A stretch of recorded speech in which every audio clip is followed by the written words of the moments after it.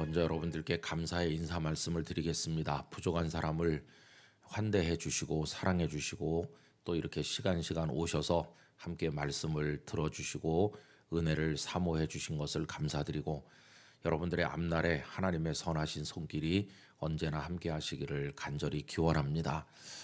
오늘은 4번 집회 중에서 이제 마지막 시간이죠. 이번에 전체 주제를 그리스도인이 붙들 원리 이렇게 정했었는데 시간마다 아주 중요한 주제라고 생각하는 원리들을 이제 말씀을 드렸습니다. 첫날은 뭐니 해도 우리가 예수님을 믿는 것은 죄로부터 사함받고 하나님의 자녀가 돼서 구원받는 겁니다.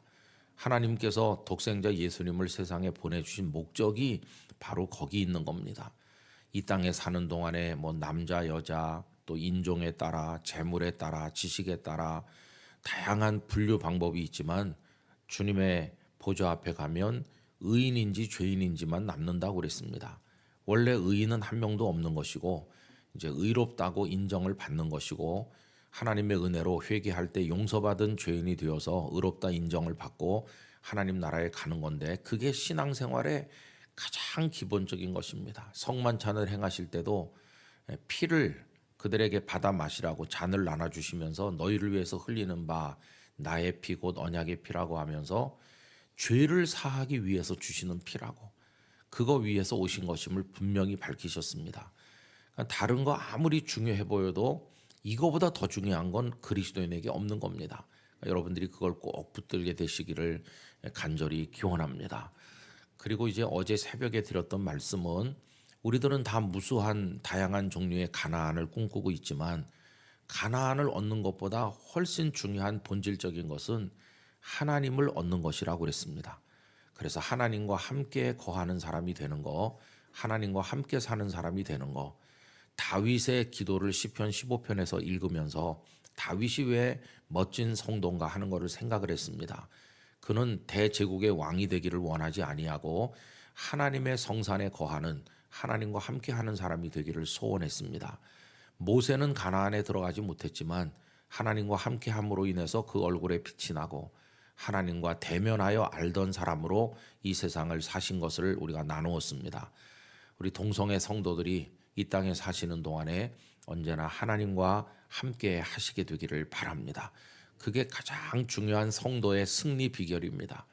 그리고 어제 저녁에는 우리가 다 하나님의 인도를 받아서 천국에까지 가야 되는데 하나님의 인도가 순탄하고 우리 마음의 기쁨이 될 때도 있지만 종종 하나님은 이해하기 어려운 곳으로 우리를 이끄실 때도 있다고 그랬습니다. 그때 우리들은 불평하거나 원망하지 말고 하나님의 말씀과 뜻에 순종해서 따라가면 거기서 놀라운 기적의 하나님을 경험하게 된다고 그랬습니다. 이스라엘 백성들을 홍해로 이끄셨지만은 홍해에 가지 않았으면 영원히 맛볼 수 없었던 바다를 갈라 길을 내시는 하나님을 그들이 체험했다고 그랬습니다. 수르 광야에서 그들이 방황하고 물이 없어서 고통받았는데 하나님의 말씀에 순종해서 그 나무를 물에 넣었더니 쓴물이 단물이 되었다고 그랬습니다. 하나님의 인도를 받고 승리하는 비결은 하나님의 말씀을 따라 순종하는 것입니다.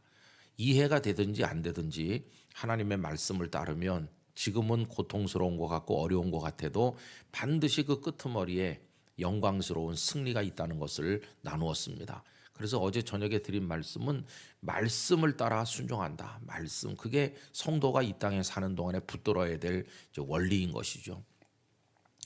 오늘 이 마지막 시간에 드리려고 하는 또 하나 우리가 붙들어야 될 원리는 뭐냐 하면은 끝까지 우리가 수가 적고 연약하다고 할지라도 하나님을 의지하는 가운데 세상을 변화시키는 성도가 돼야 된다는 사명을 같이 나누려고 하는 것입니다.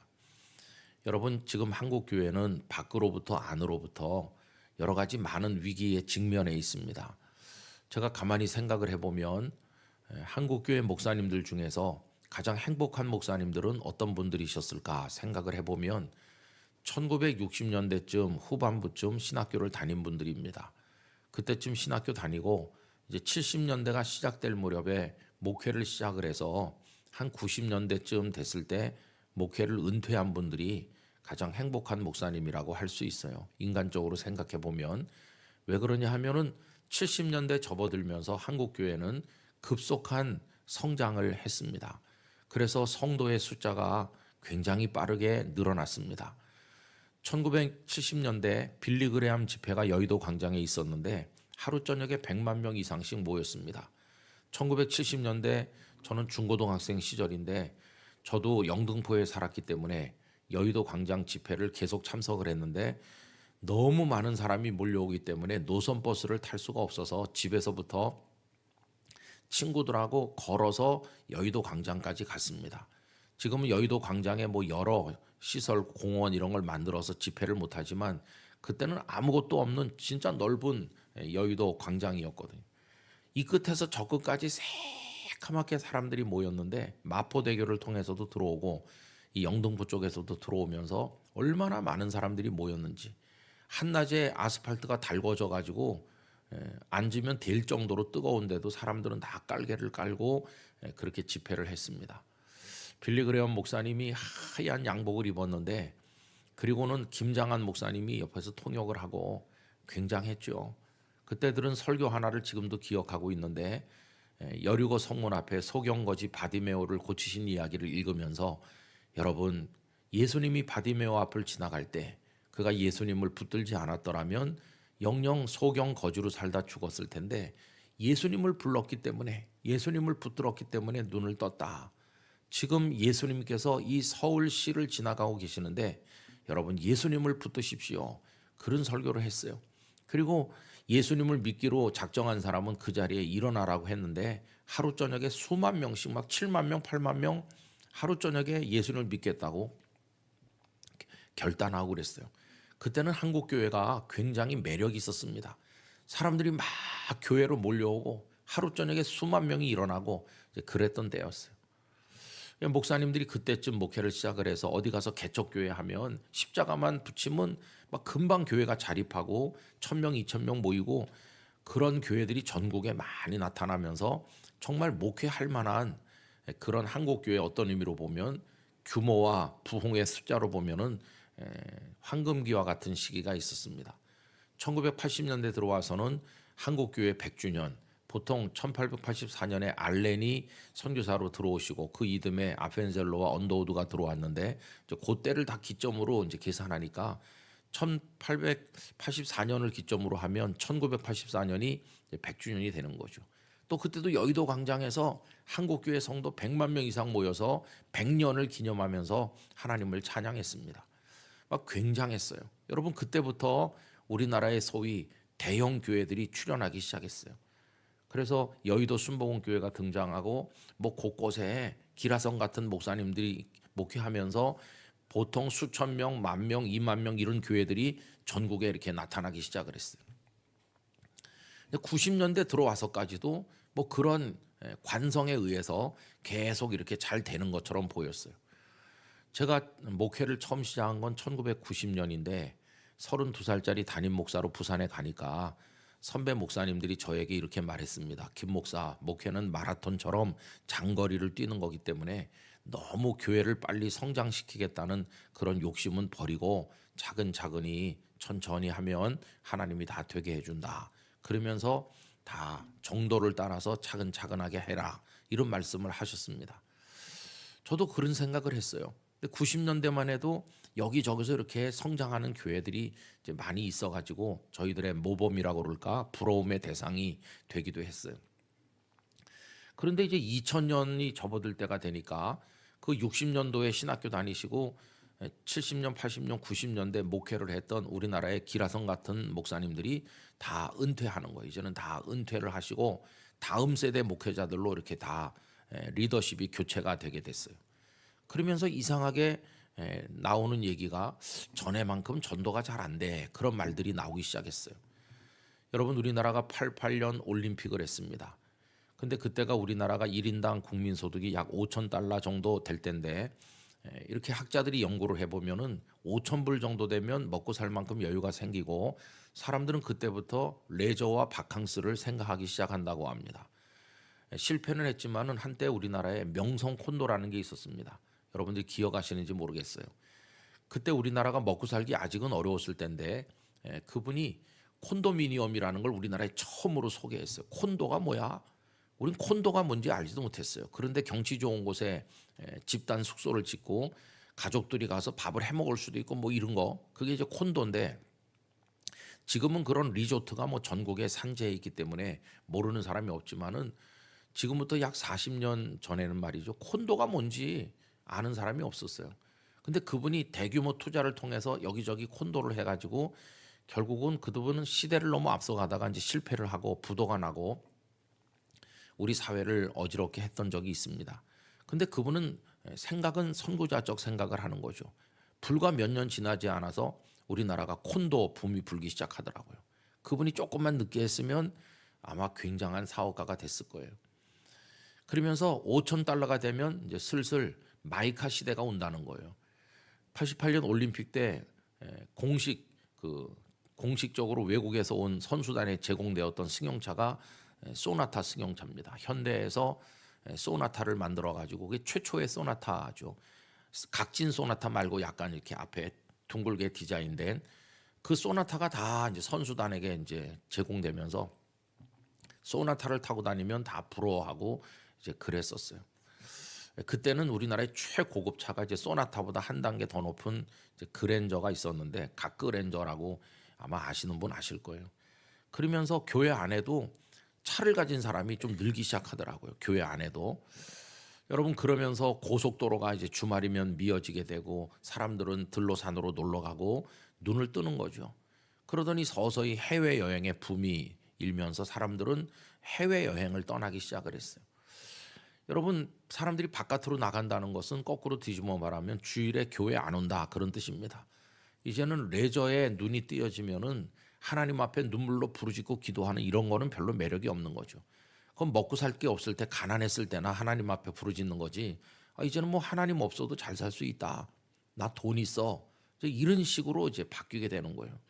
그 교회도 그 흐름을 비슷하게 따라가요. 교회도 그 다음부터는 사람들이 소득에 관심이 있는 것처럼 교회도 재정과 규모에 관심이 있어서 어느 교회가 재정이 더 많으냐, 어느 교회가 사람이 더 많으냐, 그러면서 더 크게 더 높게 건물을 지어 올리면서 경쟁하듯이, 그러다 보니까 골방에 들어가서 하나님을 만나고 기도하고 이런 거는 별로 재미가 없어요.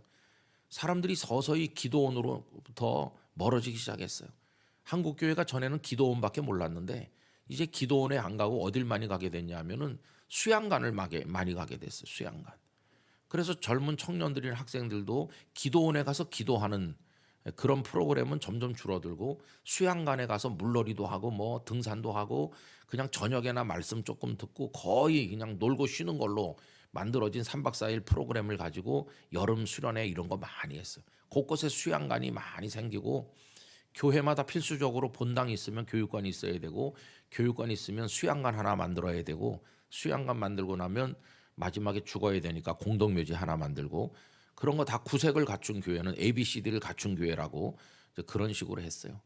ABCD를 갖추다가 마지막 걸 못 갖추게 되는 실수를 하는 것 같아요. 마지막이 뭐냐 하면은 공동묘지가 마지막이 아니잖아요. 공동묘지가 끝이 아니고 천국이 준비돼야 되는데, 천국은 준비를 못하고 그냥 이 땅에서 ABCD만 만드는, 니네 교회 무덤이 몇 평이냐?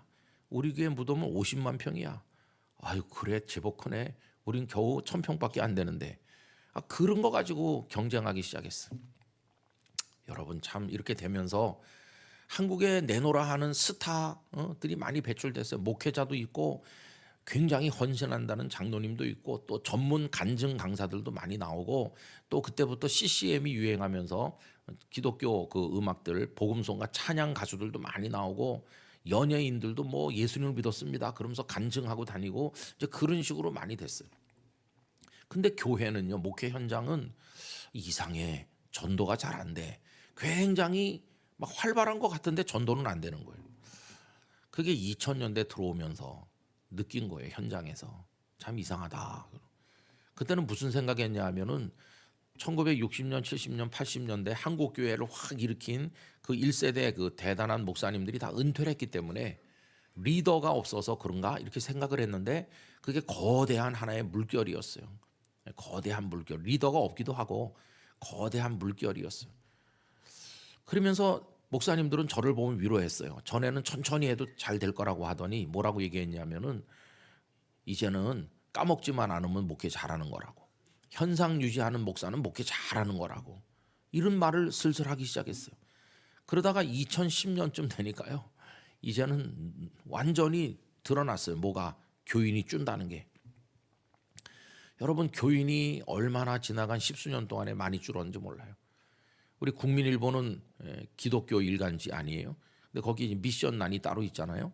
작년에 미션란에 어느 날 탑 기사로 대문짝만하게 실린 게 뭔지 아세요? 지나간 10년 동안 한국교회 교인 200만 명 줄었다. 그게 크게 나왔어요. 200만만 줄었을까요? 200만이 아니죠. 한때는 1200만 명 뭐 그렇게 말했는데 200만이 줄었다고 하고, 근데 현장에서 느끼는 체감은 훨씬 더 많이 줄은 거죠. 왜 그러냐 하면 교회를 안 나가는 교인이 많아진 거예요. 당신 종교가 뭐예요? 그러면 기독교예요 라고 대답은 하는데, 그럼 교회 가요? 근데 교회는 안 가는 사람, 교회 안 가는 기독교인이 많아졌어요. 교회 안 가는 기독교인을 가나안 교인이라고 합니다. 가나안을 거꾸로 하면 안 나가거든요. 안 나가 교인이라고 말하기 좀 민망하니까 가나안 교인이라고 말하고 있어요. 가나안 교인이 아마 지금 최소 200에서 300만 명 내지는 그 이상 될 거예요. 와가지고 종교가 뭐예요? 그러면 기독교인이라고 해요. 그런데 교회는 안 가는.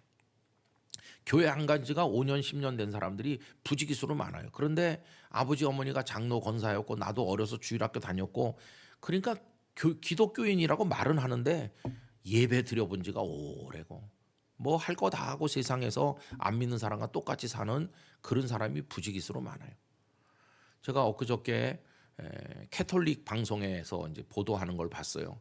근데 거기 나오는 얘기가 뭐냐 하면은 요 얼마 전에 2만여 명을 대상으로 조사를 했대요. 우리나라 국민들 대상으로 종교 성향을 조사를 했는데, 당신 종교가 뭡니까? 이렇게 물었더니 그 한 2만여 명 중에 20%는 개신교인이라고 말했어요.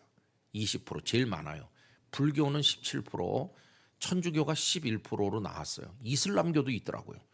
어쨌든 아직까지는 제일 그래도 많이 대답이 됐어요. 근데 이제 그 사람들에게 또 물어봤죠. 그러면은 종교 행사, 뭐 예배든지 미사든지 이런데 얼마나 자주 갑니까? 이걸 뭐 한 달에 한 번 간다, 뭐 일주일에 한 번, 이런 식으로 조사를 했는데, 캐톨릭 교회는 그 비율은 높아졌는데 11%로. 근데 미사에 안 간다는 사람이 엄청나게 많아요. 자기를 캐톨릭 교인이라고 말은 하는데 미사에는 안 가요. 그래서 그 캐톨릭 방송이니까 거기서 이제 우리 개신교랑 비교하는 거예요. 그러면서 나오는 멘트가 뭐냐 하면 캐톨릭 교회 그 교인들의 참여율이 개신교 교회 나가는 사람의 절반도 채 안 된다. 여러분 우리가 예배를 훨씬 열심히 온다는 말이에요. 우리는 주일 예배는 꼭 드려야 되는 줄 알고 그러는데 캐톨릭은 그게 뚝 떨어지는 것 같아요.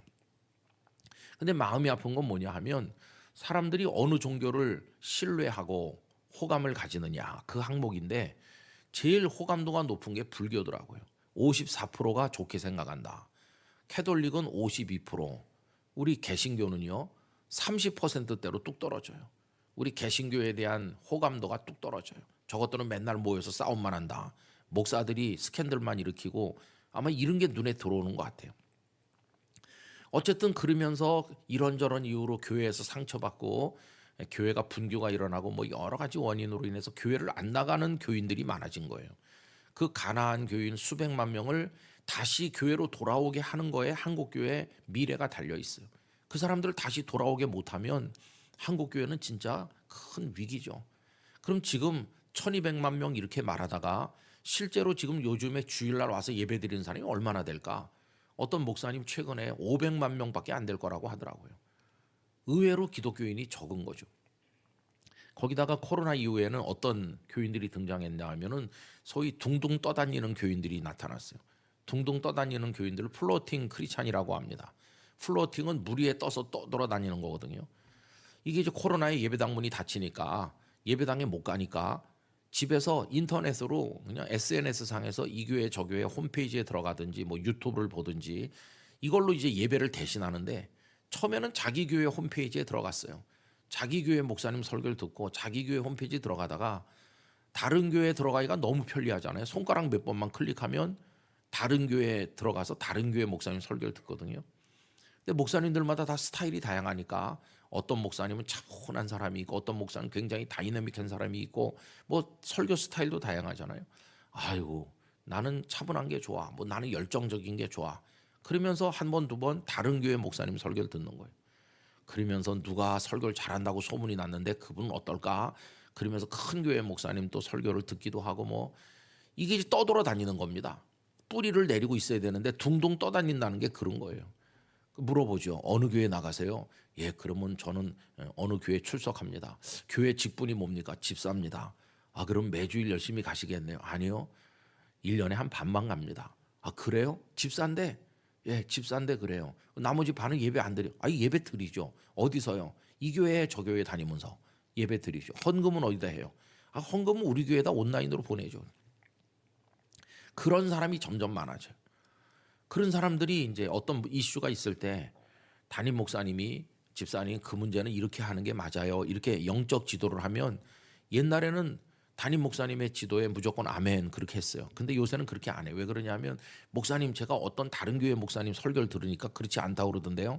이제는 듣는 데가 너무 다양해 가지고 담임 목사님의 영적 지도력이 다 떨어졌어요. 권위가 다 떨어지고 그러면서 불만이 많아지는 거예요. 아, 어떤 교회는 그래도 잘 유지하는데 우리 교회는 왜 교인이 줄까? 누구 때문일까? 아, 다른 교회 목사님은 목회를 이렇게 하던데 우리 목사님 왜 그게 안 되지? 이러면서 불만 원인을 찾아요. 어느 교회는 장로님들이 파격적으로 헌신을 하던데 우리 장로님들은 왜 저러지? 이러면서 서로에 대한 흠만 찾아내는 거예요.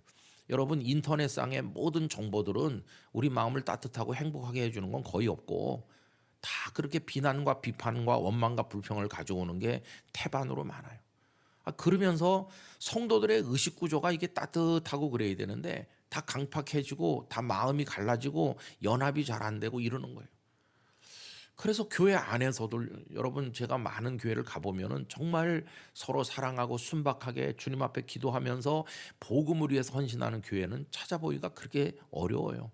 반대로 막 문제를 끌어안고 고민하면서 안 나갈 수 없어 가긴 가는데 행복하지 않은 성도들을 많이 보고 있어요. 목회자들도 죽을 맛이고 목사님들의 권위도 없고요. 목사님이 입지가 확실하고 권위가 있어야 여러분 우리가 복음을 전합시다 이럴 수 있는데 당신 입지도 불안정하니까 뭘 하자고 못해. 목사님도 그냥 하루살이 같아요. 그러니까 뭐 어떻게 성도들을 끌고 어디로 우리의 목적지로 갑시다 이 말을 못하는 거예요. 그러니까 교회는 시간이 흐르면서 갈수록 침체하면서 갈등만 누적되면서 해결책이 없는 거죠. 많은 교회들이 목사님을 바꾸면 해결될 거라고 생각해요. 근데 여러분 목회자가 바뀌어도 해결이 안 돼요. 교회 그 영적 토양과 체질이 바뀌지 않으면 안 되는 거죠. 그런 교회들이 많이 있습니다. 그런 교회들이 점점 많아지고 있어요. 그래서 안에서부터 교회는 소리 없이 무너지고 있고 바깥에서는 코로나 때 마치 교회가 코로나 균을 배양이라도 해서 퍼뜨린 것처럼 얼마나 교회를 공격했습니까? 여러분이 대구 지역이 특별히 어려웠던 것을 알고 있는데 그 코로나 시작되던 그해 2월 마지막 주 될 무렵에 벌써 서울의 대부분의 교회가 문을 다 닫았어요. 근데 저희 교회는 그래도 3월 첫 주도 정상적인 예배를 드린다고 이제 했어요. 웬만한 교회는 다 문을 닫았는데 영락교회는 계속 예배 드린다고 그러니까 난리가 난 거예요. 그래가지고 뭐 서울시장이 계속 전화하고 제발 좀 영락교회도 문을 닫으라 이렇게 하고 뭐 문화 그 체육부 장관이 직접 찾아와 가지고 문 좀 닫아주세요 막 이러고 그리고 YTN 뭐 연합뉴스에 우리 교회 계속 나왔어. 저 영락교회는 무식하게 계속 예배드린 그 압박을 일주일 내내 견디다가 할 수 없이 토요일 새벽에 임시 당회를 열어가지고 어떡하냐 이거 내일이 3월 첫 주일이 우린 정상적으로 다 준비하는데 벌써 다른 교회들이 다 문을 닫았거든요. 그래가지고 할 수 없이 우리도 그 압력을 못 이겨서 토요일 날 성도들에게 긴급하게 내일 예배당에서 안 모인다고 이렇게 했어요. 그랬더니 그 소식을 못 들은 성도들은 정상적으로 드리는 줄 알고 다 와가지고 예배당 문을 붙들고 막 하염없이 우는 거예요. 그래도 우린 교회 안에서는 예배를 드렸어요. 성도들은 못 들어왔지만 예배위원들은 다 나와가지고 1부에서 5부까지 장로님들이 저보고 설교 한 편을 1부에 녹화해가지고 계속 올려놓으면 집에서 볼 거 아니냐. 그래도 내가 그렇지 않다고 그랬어요. 찬양대도 계속 바꿔가면서 솔리드가 나오더라도 바꿔가면서 하고 장로님들도 다 바꿔가면서 기도하고 저도 5번 설교를 다 했어요. 아무도 없는 예배당에서. 매일 3부 예배 오는 사람 3부에 들어오고 접속하고 2부에 오는 사람 2부에 접속하고. 그래서 우리가 못 갔을 뿐이지 예배당에선 예배가 드려지고 있다. 이렇게 우리가 버텨보자. 참 눈물겨운 일을 여러분도 겪으시고 우리 다 겪었잖아요. 그리고 이제 교계 지도자들이 문재인 대통령 방문해가지고 교회 문을 열게 해달라 이렇게 항의를 했는데, 그분은 캐톨릭 신자라고 하는데 목사님들 다 앉혀놓고 뭐라고 얘기했냐면은 방역은 과학이지 종교가 아닙니다. 기도 아무리 해도 안 돼요. 이렇게 얘기하면서 목사님들이 망신을 당하고 그렇게 돌아온 일도 있어요. 총회장님들이 다 갔다가 얼마나 세상 언론이 교회를 공격하는지. 지금은 여러분 나 예수 믿어요 이 말을 세상에 나가서 잘 못해. 아직도 교회 다니냐 무식하게, 이런 비난을 받는 코너에 우리가 몰려 있는 거예요. 그래서 어디 가서 기독교인이라고 말하기가 이게 어려운 그런 시대가 됐어요. 여러분 이게 오늘 우리의 현실입니다. 젊은이들은 다 교회를 떠나가고, 참 이게 앞으로 한국 교회가 어떻게 될까 그런 거 생각하면은 어떤 때는 답답해요. 그래서 새벽에 나가서 가만히 하나님 어떻게 해야 되는 겁니까?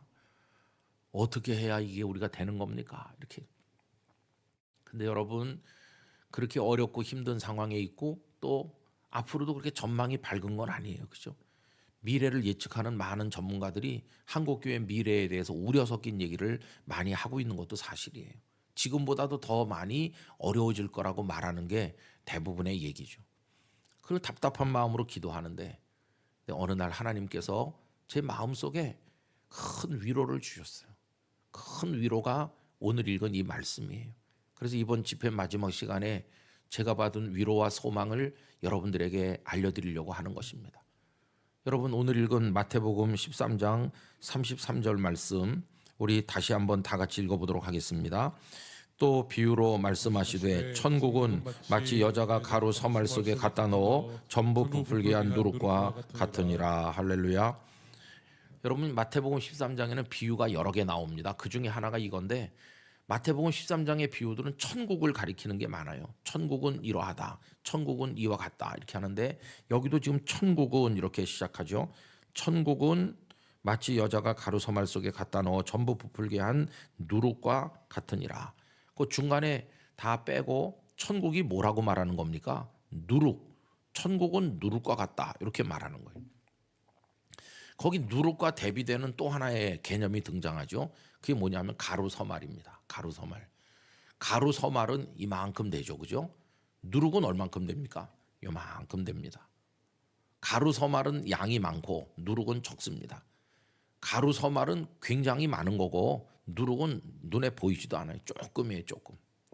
근데 천국은 가루서말이다 이렇게 말하지 않고 천국은 누룩이다 이렇게 하시는 거예요. 제가 그때 큰 위로를 받았어요. 아, 우리가 지금 수가 적어지고 있잖아요. 한쪽 코너로 몰려서 우리 수가 적어지는 것 때문에 안타까워하잖아요. 근데 주님은 천국은 수가 크고 많은 거다 이렇게 말씀 안 하고 천국은 작은 누룩이다 이렇게 말씀했다는 게 얼마나 위로가 되는지. 여러분 그리고 이제 교회 역사를 쭉 훑어보는 거예요. 저는 신학교에서 교회 역사를 오랫동안 가르쳤는데요. 교회 역사를 2000년 역사를 훑어보면 우리가 까먹고 있는 게 하나 있습니다. 그거 뭐냐 하면은 기독교 복음은, 또 복음을 믿는 사람은 언제나 수가 적었지 많았던 적이 한 번도 없어요. 여러분 예수님은 겨우 12명으로 시작했어요. 12명. 적은 숫자 아니에요. 또 다락방에 모여 기도한 사람은 120명쯤 된다고 그랬어요. 그 당시 어떤 기록에 의하면 예루살렘의 평상시 인구가 7만 내지 8만 명이라고 그래요. 7, 8만 명이 사는 예루살렘이라는 도시에서 겨우 120명. 이거는 너무 적잖아요. 그리고 여러분 핍박이 일어났을 때 다 쫓겨나갔죠. 그럼 로마 제국이 313년에 콘스탄티누스 대제가 기독교를 공인했어요. 이제 기독교를 자유롭게 믿어도 좋다. 그리고 392년에 와서는 기독교를 아예 로마 제국의 국교다. 이제는 모든 로마 제국의 백성 기독교를 믿어야 된다고 그걸 선포했어요. 그럼 우리는 생각합니다. 기독교를 국교로 선포했을 정도면은 한 8, 90%는 기독교인이었는가 보다 이렇게 생각하죠. 근데 그게 아니에요. 앨런 크라이더라고 하는 학자는 면밀하게 연구를 한 결과 기독교가 공인되고 국교화되던 그 4세기에 로마 제국 전체에서 기독교인의 비율은 적게 잡으면 8%, 많이 잡아봤자 12%밖에 안 됐다고 얘기했어요. 10분의 1, 10분의 1밖에 안 된 거예요. 그럼 여러분 100 중에서 10분의 1은 열이니까 많습니까? 적죠, 적어요. 다수가 아니에요. 그 다음에 이제 6세기, 7세기, 8세기 점점 퍼져 나가가지고 유럽 쪽으로 이제 복음이 널리 퍼져 나가서 중세 들어와 가지고는 기독교가 마치 유럽의 100% 종교인 것처럼 됐죠, 그죠? 그래서 중세 유럽에서는 어느 나라에 태어나면 그 나라 국민이 돼요. 그 나라 국민이 된과 동시에 그 나라에 있는 교회의 교인이 되는 거예요. 태어나자마자 국민이 되고 교인이 돼요. 중세 유럽은. 그러면은 그때는 기독교가 100% 아니냐 이렇게 생각할 수 있어요. 근데 그건 착각일 뿐이에요. 여러분 누가 기독교인입니까? 기독교인은 교회 왔다 갔다 하는 사람이 기독교인이 아니고 자기가 죄인인 걸 깨닫고 예수 그리스도의 십자가 보혈에는 구원의 길이 없는 줄 알고 회개하고 예수님을 믿어서 요한복음 3장대로 하면 거듭나고 중생한 사람. 그 사람이 기독교인이에요. 나머지는 그냥 교회를 왔다 갔다 하는 사람이지 그리스도인이 아니잖아요. 근데 중세 때도 진짜 변화되고 중생한 그리스도인은 소수였어요, 소수. 뭐 교황도 있고 추기경 뭐 굉장했지만 다 썩고 부패해가지고 종교 개혁을 하지 않으면 안 되는 그런 지경에 이르러 있었으니까 정말 예수님을 믿고 변화된 사람은 그때도 소수였어요, 소수. 한 번도 진짜 그리스도인이 다수였던 저 사회는 한 번도 없어요. 다 소수였죠. 우리 한국 교회는 어떻습니까? 최고로 많았을 때 한 1200만 명 된다고 해보세요. 5천만 명 중에서 1200만 명은 소수지 다수가 아니에요. 그리고 1200만 명이 전부 다 변화된 그리스도인입니까? 어중이 떠중이 그냥 교회 이름만 걸어놓은 사람 그냥 거품 다 포함해서 그런 거지 정말 예수 믿고 변화된 사람은 얼마 안 되는 거예요. 근데도 우리는 1980년대 90년대 막 2000년대 초까지 우리 한국교회 교인들은 착시에 빠져 있었어요. 우리는 수가 많다. 우리가 힘 있다. 우리가 다수다. 이런 착각. 사실은 다수가 아닌데도 다수인 듯 느끼는 착각을 했어요. 그게 뭐냐 하면은 우리가 힘이 있었거든요. 그때 여러분 우리나라 오피니언 리더들 다수가 다 기독교인이었고 사성장군 전원이 다 기독교인인 적도 있었고 국회의원의 절반이 기독교인인 적도 있었고 뭐 대통령, 장로 대통령이 등장하기도 하고 우리 기독교는 힘이 있어 이렇게 했어요. 그리고 교계가 힘을 모아서 청와대에다가 부탁하면 다 들어주고 우리 힘이 있을 때가 있었으니까 그리고 강남의 부자들 교육을 많이 받은 사람들 다 기독교인이고 여러분 우리나라 여러 종교가 있는데 조사를 해보면 개신교인이 학력 수준과 소득 수준이 월등히 높습니다. 가장 학력과 또 소득이 낮은 종교가 불교입니다. 그게 판이하게 나타나는 거죠. 그러니까 우리는 돈 있고 우리는 발언권이 세고 우리는 한국 사회에 영향력이 많으니까 우리 한국 교회는 수가 많고 다수다 이렇게 착각을 한 건데 사실은 다수가 아니었어요. 그때도 다수는 아니고 지금도 다수가 아니에요. 수가 적어요. 근데 이게 왜 위로가 됐냐 하면 예수님이 가루 서말이 천국이라고 말하지 않고 수가 적은 누르기 천국이라고 했으니까. 그래서 그게 위로가 되더라고요. 하나님께서 이렇게 말씀하시는 것 같아요. 너 너무 낙심하지 말아라. 원래 진짜 복음을 따르는 사람은 수가 적은 거야, 수가. 수가 적은 게 당연한 거야. 그게 이상한 게 아니고. 구원받을 사람이 멸망할 사람보다 훨씬 적은 거야. 그 소수 속에 한 명으로 들어있는 걸 감사하면 되는 거야. 수가 적단다. 예수님도 말씀하셨죠. 넓은 길로 가는 사람 많고 좁은 길로 가는 사람, 생명의 길로 가는 사람은 적다. 우리 동성애 성도 여러분, 대구 시민이 전부 다 기독교인이 아닌 것 때문에 낙심하지 마시기 바랍니다. 원래 소수인 거예요. 원래 소수. 소수 속의 한 사람으로 하나님께서 여러분을 불러주신 것을 감사하시면 돼요. 그 소수 중에 한 사람 된 걸 기뻐하시기 바랍니다. 기죽지 말아야 되겠다. 아, 소수구나. 그리고 위로를 받았어요. 두 번째로 하나님께서 이 말씀을 통해서 주신 건 뭐냐 하면은 이 누룩이 가루 서말하고 어떤 관계를 맺고 있냐. 가루 서말이 여기 있고 누룩은 저기 있고 그런 게 아니에요. 여인이 가루 서말 속에 누룩을 가져다 넣었다는 거예요. 그러니까 가루 서말 속에 누룩이 들어있는 거죠. 그러면 우리 기독교 그리스도인들이 누룩이라고 하면 이 가루 서말이 뭡니까?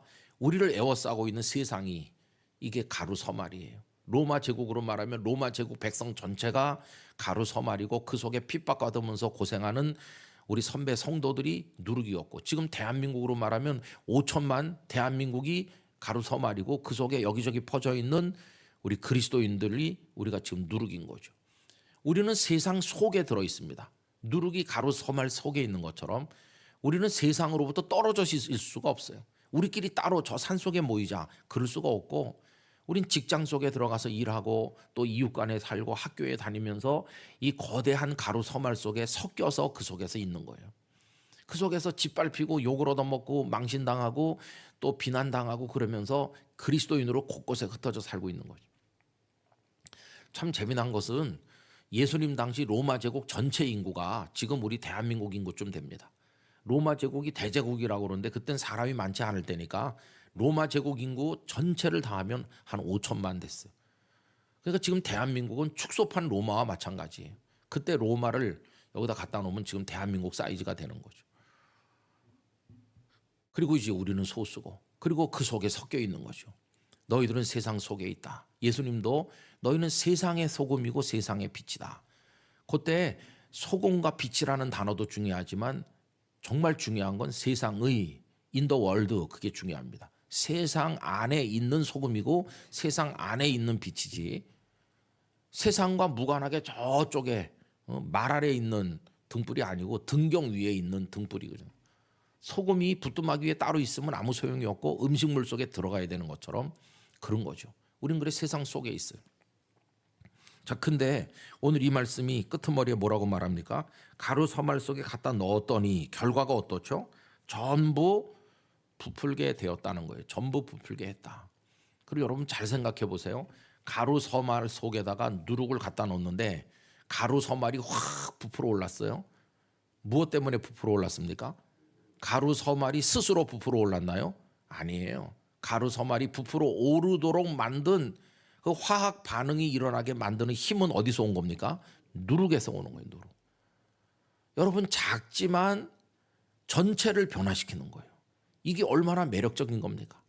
예수님께서 천국은 작아 보이고 볼품 없어 보여도 그 옆에 있는 모든 지역사회, 모든 세상을 부풀어 오르게 변화시키는 생명의 능력을 가지고 있다. 그걸 예수님께서 말씀하시는 거예요. 예전에 먹을 게 없을 때 어머니가 아침에 밀가루 반죽을 요만큼 해가지고 거기다가 이스트, 누룩을 넣어가지고 반죽을 해서 아랫목에 파묻어 놓고 이불로 덮어놓고 하루 종일 나갔다 오면은 저녁 때 이게 확 부풀어 올라 있잖아요. 말랑말랑해졌죠. 그거 가지고 뭐 팥을 넣으면은 팥찜빵이 되는 거, 그런 거 해 먹었었어요. 그 적은 이스트, 누룩이 전체를 변화시키는 거예요. 근데 하나님께서 저에게 수가 적다고 낙심하지 말아라. 수가 적어도 너희들이 세상을 변화시키기만 하면 되는 거다. 그런 큰 위로를 주시더라고요. 문제는 뭐냐 하면 아무리 가져다 넣어놔도 가루를 부풀어 오르게 못하는 누룩으로서의 효능이 없어진 이름만 누룩인 그게 문제지, 진짜 누룩 같은 누룩이 되기만 하면은 우리 주변을 변화시킬 수 있다는 거예요. 부풀어 오르게 만들 수 있다는 거예요. 그러니까 여기서 우리에게 주어지는 사명이 뭡니까? 세상이 왜 이렇지? 왜 우린 수가 적지? 이렇게 한탄하거나 원망할 게 아니라 우리에게 주어진 과제는 주여 내가 누룩 같은 누룩이 되게 해주세요. 진짜 누룩이 되게 해주세요. 그게 우리의 기도 제목인 거예요. 우리 동성애 성도들이 진짜 크리스찬이 되시길 바랍니다. 진짜 믿음을 가진 진짜 성도가 되시기를 바랍니다. 그러면은 나는 연약해도 하나님이 강하시기 때문에 우리 주변이 변화되게 돼 있어요. 대대로 완고하기 짝이 없고 복음을 핍박하는 집안에 예수 믿는 처녀 한 명이 시집을 가면 거기서 2세대 3세대 지나는 동안에 그 집안이 다 변화가 되는 거예요. 부풀어 올라가지고 그 집안에서 목사가 배출되고 장로님들이 세워지고 그 작은 한 사람의 누룩이 온 완고한 가문을 부풀어 오르게 만드는 거죠. 여러분, 이게 얼마나 놀라운 얘기입니까? 자, 그럼 이제 마지막 얘기 뭐냐 하면요, 이 누룩이 가루 서말 속에 들어가 가지고 부풀어 오르게 하는데 문제는 뭐냐면 그게 시간이 오래 걸린다는 거예요. 여러분, 반죽을 해가지고 파묻어 놓고 10분 후에 열어보면 하나도 부풀어 오르지 않았어요. 왜? 시간이 거기 들어가지 않았으니까. 이게 저녁 때쯤 돼가지고 여러 시간 지나야 부풀어 오르는 거예요. 지금 우리도 똑같아요. 한국 교회 수가 적고 한국 사회에서 손가락질 받지만 우리 한 사람 한 사람이 진짜 누룩이 되기만 하면 시간이 지나고 나면 이 세상은 변화될 것입니다. 이 세상은 하나님의 역사가 다시 나타날 것입니다. 여러분, 그러므로 중요한 건 뭐냐 하면 시간이 많이 지날 때까지 우리가 버틸 수 있나, 그게 문제예요. 그때까지 버틸 수 있는 힘이 있을까? 여러분, 버티는 힘을 뭐라고 성경은 말씀하냐 하면 인내라고 하는 거죠. 인내. 누구나 사람은 시대의 산물이라고 하죠. 그죠? 아까 제가 60년대 시작해가지고 90년대까지 목회하신 분들이 행복했다고 그랬어요. 그때는 교회가 막 일어나니까 그런 목사님들이 은퇴할 때가 되면은 막 교회가 최고로 성장했을 때 박수 받으면서 명예롭게 딱 은퇴했어요. 시대가 그런 시대니까 그때 태어나서 목회하신 목사님들은 시대를 잘 만났다고 말할 수 있어요. 그러나 제가 가끔 신학교 같은 데 가서 학생들 말씀을 나눠보면 지금 신학생들은 어떻게 하지? 이제 막 신대원에 입학한 사람들이 졸업을 해가지고 앞으로 전도사 목사 돼가지고 이들이 걸어갈 앞으로의 몇십 년 한국교회는 어떤 교회가 될까? 이들이 과연 목회지가 있을까? 참 생각해보면 너무나 안타깝잖아요. 그러면 지금 태어난 사람들이 그들이 뭐 죄를 지어서 그렇습니까? 그들하고는 무관한 거죠. 그런데 시대가 그런 거죠.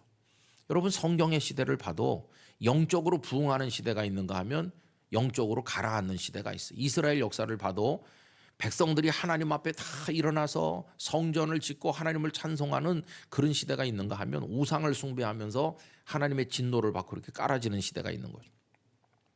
그러면 그 시대에 태어나는 게 그의 죄입니까? 아닙니다. 그냥 태어나고 보니까 나는 모든 게 다 잘 될 때 태어났다. 어떤 사람 태어나고 보니까 너무나 고통스러울 때 태어났다.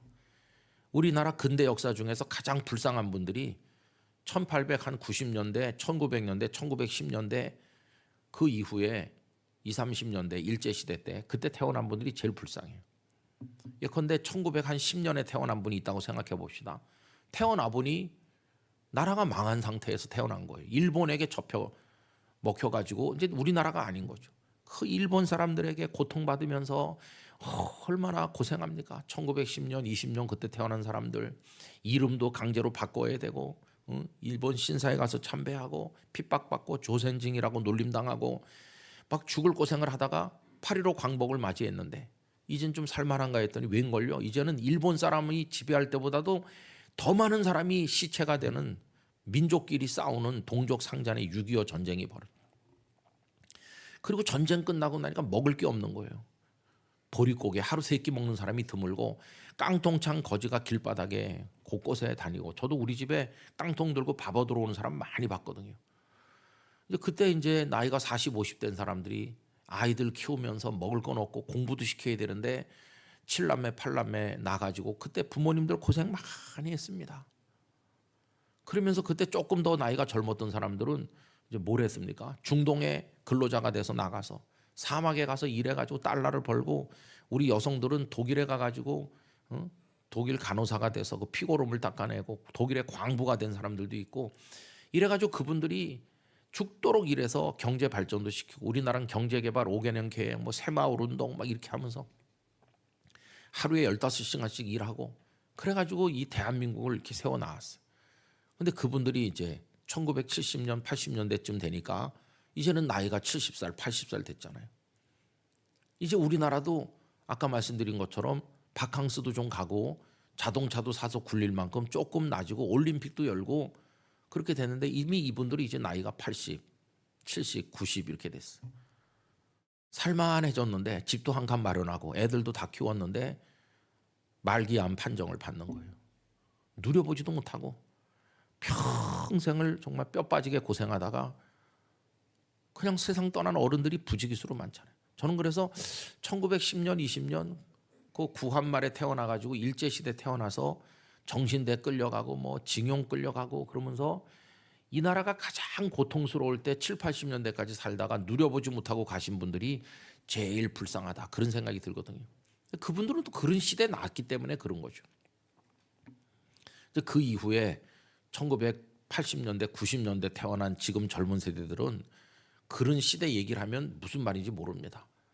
우리 때는 말이지 먹을 게 없어가지고 이렇게 어른들이 얘기하면 손주가 가만히 듣고 있다. 할아버지 24시 편의점에 가면 될 걸 왜 굶어? 이렇게 말한다고 그래요. 무슨 말인지 먹을 게 없다는 말을 이해 못해요. 너무나 넘치는 지금 시대에 살고 있으니까.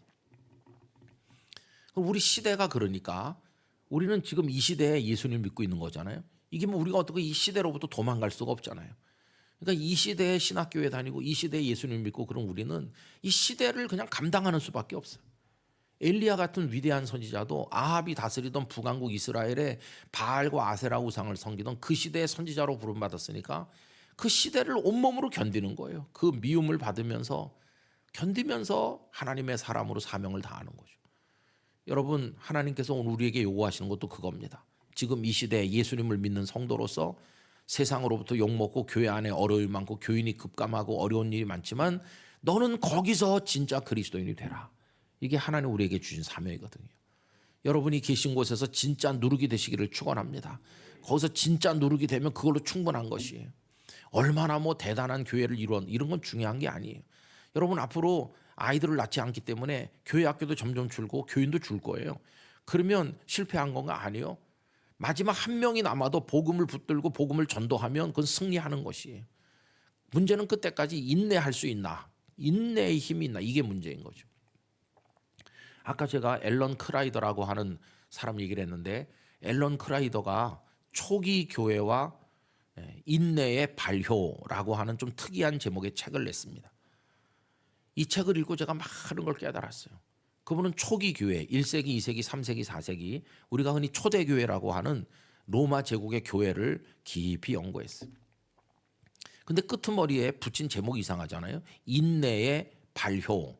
발효라고 하는 단어를 보면은 여기 누룩 속에 누룩이 그 가루를 변화시키는 그 화학적 발효 이게 생각나잖아요. 근데 그 앞에 인내가 들어있는 거예요. 저도 교회 역사를 가르쳤지만은 대개 사람들이 무슨 생각하냐 하면은 1세기, 2세기, 3세기 예루살렘에서 시작된 복음이 이제 퍼져 나가 가지고 예수님이 땅 끝까지 증인이 될 거라고 그랬는데 로마 제국으로 퍼져가서 기독교가 공인되고 국교화됐잖아요. 그럼 어떻게 그때 복음이 퍼져갔을까? 이렇게 질문하면 우리가 대개 생각하는 답은 뭡니까? 예수님이 증인 될 거라고 그랬으니까 온천하에 다니며 만민에게 복음을 전파하라고 했으니까 예수님의 제자들과 그 이후의 제자들이 열심히 전도했을 거야. 열심히 전도해가지고 로마 제국 곳곳에 복음이 퍼졌을 거야. 사도행전 읽어보면 바울이 곳곳에 다니면서 전도하지 않았냐. 우리 그렇게 생각해요. 저도 그렇게 생각을 했어요. 그런데 이 앨런 크라이더는 그게 아니라는 거예요. 사도 바울의 얘기만 읽으면서 모든 성도가 열심히 전도했다고 생각하는 거는 역사를 잘 모르는 거다. 자기가 1세기, 2세기, 3세기, 4세기에 교회 지도자들을 그때 교회 목사님들을 교부라고 그래요. 처치 파더라고 그러는데 그 순교자들이 많죠. 교부들 중에. 그 교부들이 남긴 성도들에게 보낸 편지, 글, 설교문 이런 거를 전부 집중적으로 연구했어요. 그러면서 그 당시 교회 지도자들이 성도들에게 복음을 전도해야 됩니다. 전도해야 됩니다. 이렇게 가르친 게 얼마나 많은가. 그걸 조사해놓고 깜짝 놀랐어요. 그 2세기, 3세기 그때 그 교회 지도자들은요. 교인들에게 전도하라는 얘기를 거의 안 했어요. 이게 우리의 상식하고는 전혀 다른 겁니다. 열심히 전도했기 때문에 복음이 퍼졌을 거라고 생각하는데 전도하라는 얘기를 거의 안 했다는 걸 발견한 거예요. 이게 참 이상하잖아요. 그럼 전도 안 했는데 어떻게 복음이 퍼졌지? 이게 이해가 안 되는 건데 그분이 내린 결론이 이거예요. 전도는 안 했지만 인내했다. 인내. 그 당시 교회 지도자들의 글에서 설교에서 가장 많이 강조된 게 딱 하나 인내더래요. 인내. 어떤 인내일까요? 이렇게 하는 거죠. 여러분. 황제가 우리를 핍박합니다. 예수님을 믿는다고 우리를 원형 경기장에 끌고 가고 십자가에 매달아 죽입니다. 우리 재산을 다 강탈해 갑니다. 우리 자녀들을 노예로 팔아먹습니다. 우리는 온갖 수욕을 당합니다. 그러나 여러분 인내하세요. 끝까지 견디세요. 인내하면 승리합니다. 왜 그때 전도를 안 했을까요? 그렇게 예수 믿으면은 십자가에 달리고 원형 경기장에 끌려가는 시대 전도가 되겠어요? 예수 믿읍시다. 그게 되겠습니까?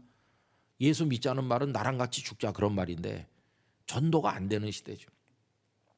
그때 성도들에게는 인내해야 된다. 끝까지 인내해야 된다.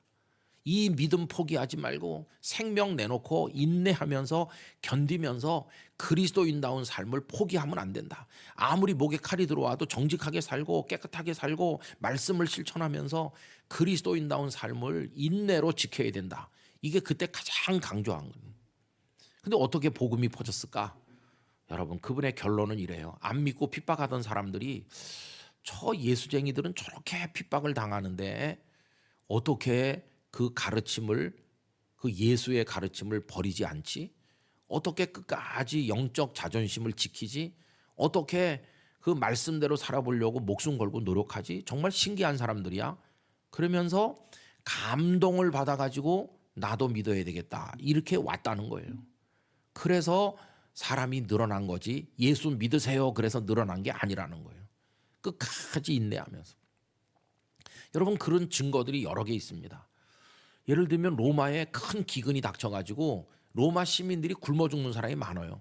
황제가 원로원 사람들을 모아가지고 긴급 대책을 협의하는 거예요. 이 흉년을 어떻게 해결할 수 있냐, 어떻게 저 사람들한테 먹을 걸 줄 수 있냐, 대안을 내놔봐라, 이제 이렇게 해요. 근데 어떤 신하가 말하는 거예요.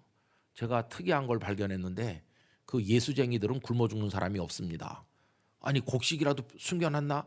어떻게 굶어 죽지 않지? 그 사람 말이 이래요. 그 예수 믿는 사람들은 자기 먹을 거를 뚝 떼서 나눠줍니다. 나눠 먹기 때문에 배는 다 고프지만 굶어 죽는 사람은 없습니다. 황제가 그럼 로마 시민들도 좀 나눠주면서 나눠 먹으면 될 거 아니냐? 그랬더니 신하가 하는 말이, 우리는 그걸 절대 할 수 없습니다. 우린 나눠 먹는 거 할 줄 모릅니다. 기독교인만 나눠 먹을 줄 압니다. 여러분, 기독교인은 어떻게 나눠 먹을 줄 알까요? 예수님이 우리를 위해 생명을 주신 은혜를 입었기 때문에 내가 안 먹고도 남을 먹일 수 있는 그리스도인의 삶이 있는 거예요. 그건 그리스도인만 할 수 있는 거예요. 여러분, 로마가 성적으로 굉장히 부패한 사회입니다.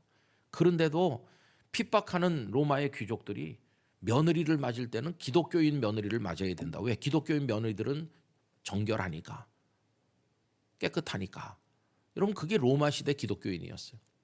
핍박을 받지만 거룩한 삶을 지켜나가고, 얻어맞고 가산을 뺏기고 노예로 팔리면서도 양심을 버리지 않고, 오늘 죽을지도 모르지만 믿음 버리지 않고 견디고 또 견디고 또 견디면서 있는 곳에서 성도답게 살아가다 보니까 주인도 변화시키고 주변 사람도 변화시키고 가루가 누룩 때문에 변화되는 것처럼 그리스도인이 소수지만은 변화를 가져오는 그런 기적을 이룬 것이.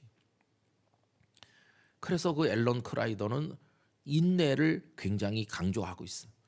여러분, 저는 오늘 우리가 그 얘기에 딱 맞는 시대라고 생각합니다.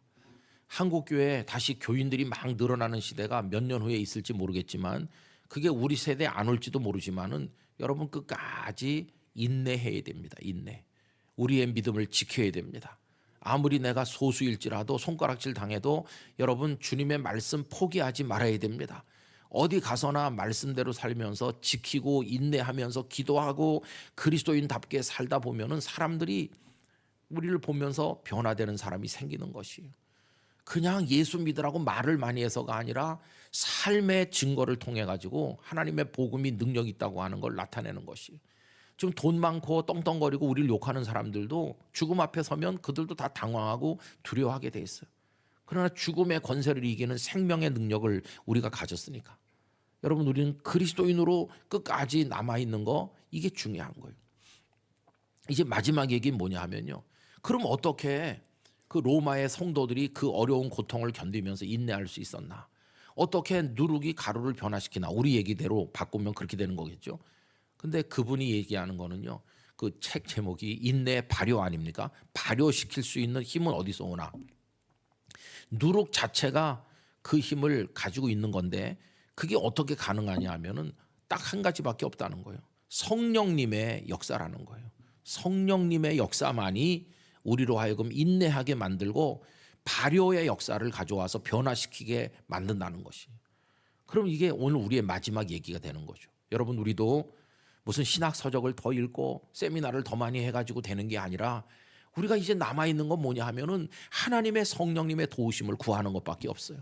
여러분 서너 시간 뭐 말씀 집회를 열었다고 갑자기 달라지는 게 아니에요. 이야기는 많이 들었겠지만 이제 남은 동성애 성도들에게 숙제가 있다면은 여러분의 골방에 들어가시는 것입니다. 성령님을 의지하는 것입니다. 지금도 부르짖는 자에게 성령을 부어주시는 하나님이십니다.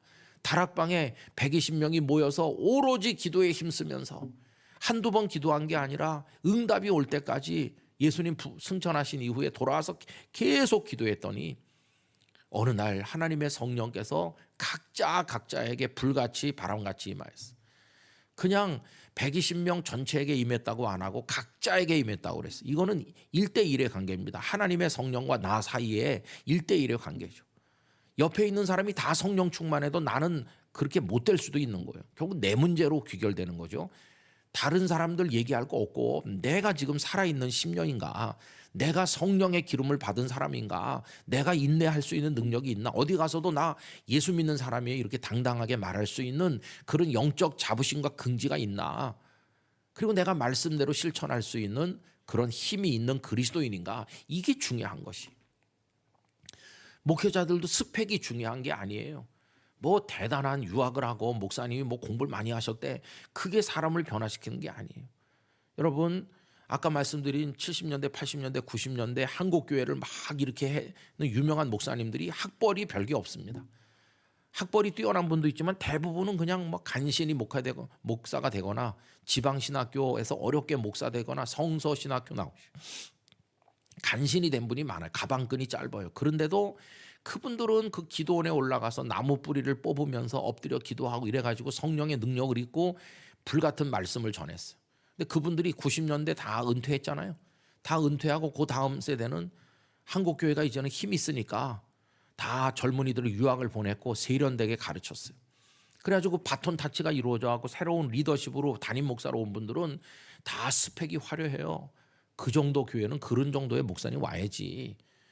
아주 세련된 목사님들이 깔끔하고 말도 잘하고 학벌도 대단한 분들이 다 부임해 왔어요.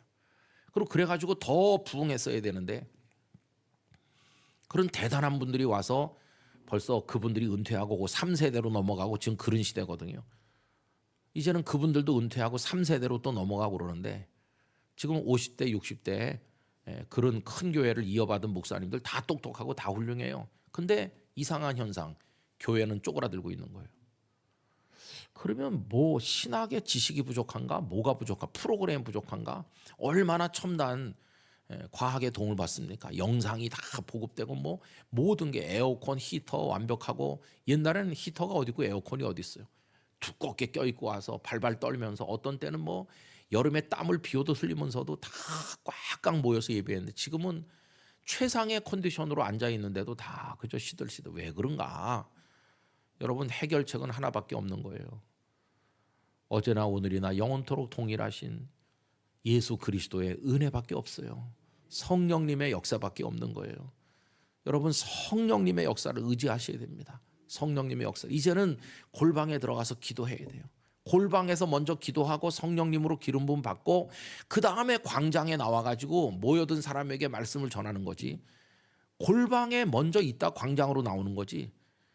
요새는 골방을 거치지 않고 광장에 먼저 나와요. 광장에 먼저 나와서 외치니까 그 외침이 하나도 힘이 없고 진짜 허공을 치는 꽹과리 소리밖에 안 되는 거죠. 여러분 골방이 우리를 하나님의 은혜로 이끌어 갈 것이라고 믿습니다.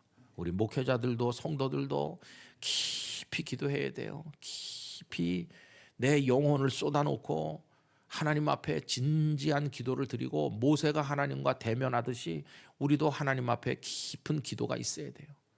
그래서 내가 성경을 다 통달하진 않았지만 한 귀절을 안다고 그래도 그 한 귀절을 붙들고 실제로 그렇게 살 수 있는 그런 그리스도인이 될 때 내 가정이라는 가루가 부풀어 오르고 내 직장이라는 가루가 부풀어 오르고 우리 대구도 부풀어 오르고 대한민국도 부풀어 오르고 하나님의 때가 임하게 될 줄로 믿습니다. 그때까지 이게 인내하면서 말씀을 지키는 거, 이게 성도의 오늘의 삶인 것이죠. 이걸 꼭 붙들어야 돼요. 여러분들이 그렇게 하실 수 있기를 간절히 기원하는 것입니다. 뭐 하루아침에 갑자기 뭐가 된다 그런 일은 없을 거예요. 어느 날 목사님이 설교를 기가 막힌 설교를 한번 했더니 갑자기 교회가 그냥 막 대단히 그런 일은 없을 거예요. 그냥 그렇지만은 콩나물 시루에 물이 다 빠져나가는 것 같아도 우리 목회자들은 늘 말씀을 나누고 성도들은 또 말씀을 읽고 기도하고 똑같은 일이 반복되는 것 같지만 인내하면서 거기서 하나님의 역사를 기대하고 기도하면서 그럼 하나님께서 콩나물이 자라는 것처럼 우리 한국교회를 향한 하나님의 은혜를 베풀어 주실 것이에요. 이 와중에도 구원받는 사람들이 있는 것이고 하나님의 역사는 나타나고 있는 거니까 여러분 낙심하지 말고 우리의 복음을 감당해 나가기를 원하는 것입니다. 그리고 이제 동성교회를 사랑하셔야 돼요.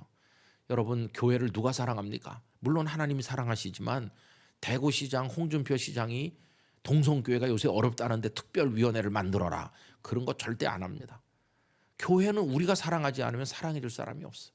우리가 교회를 위해 기도하면서 여러분 교회는 간보다가 떠나는 곳이 아니에요. 좋은 교회는 찾아다니는 게 아니라 눈물로 기도하면서 갖고 나가는 거예요. 내가 이 교회 마지막 한 사람이 되겠습니다. 그런 각오를 가지고 서로 사랑하고 존중하면서 열심히 교회를 갖고 나가시기를 바랍니다. 동성교회가 우리 대구 지역의 영적 부흥의 언점이 되시기를 바라요. 제가 우리 목사님에게 동성교회가 그런 사명을 감당하셔야 된다고 어제도 한두 번 말씀드렸는데 여러분 하나님께서 그렇게 써주실 줄로 믿습니다. 그래서 하여튼 많은 교회들이 어렵더라도 여기 정말 생명의 복음이 있고 흐르는 사랑이 있고 성령의 역사가 있다. 그 교회 성도들은 진짜 변화된 성도다. 수가 많지 않아도 대구를 변화시킬 수 있다. 그런 비전을 가지고 나가는 것이 여러분들에게 그런 하나님의 은혜가 충만하시기를 간절히 기원합니다. 여러분 힘내셔서 기도하시고 저를 위해서도 기도해 주시고 또 저도 여러분을 위해 기도하겠습니다. 하나님의 은혜가 함께 하시기를 다시 한번 축원합니다.